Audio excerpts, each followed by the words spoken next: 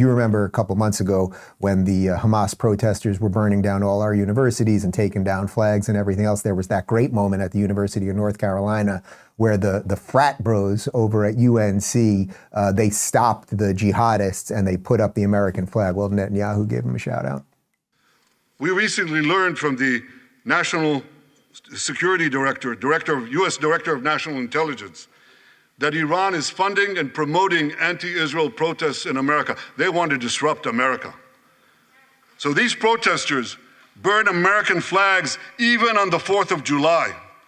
And I wish to salute the fraternity brothers at the University of North Carolina who protected the American flag against these anti-Israel protesters.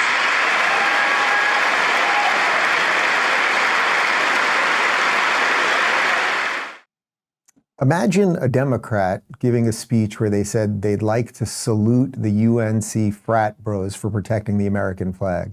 They would be booed off the stage. They would be burned in effigy. But here you have a foreign leader doing just that. The other thing that's interesting about what's happening right now is it's becoming very, very clear who the good guys and bad guys are. And the teams are lining up. It's why I'm always talking about this wide tent thing, because there's a lot of good people out there. Most of us are good people. A lot of people are confused about different things, but the teams are lining up. And I thought this was really wonderful to see. Well, you'll recognize at least two of the people who showed up to listen to Netanyahu And tragically, yesterday. They were killed making their way back to our lines. We have with us also the families of American hostages. They're here.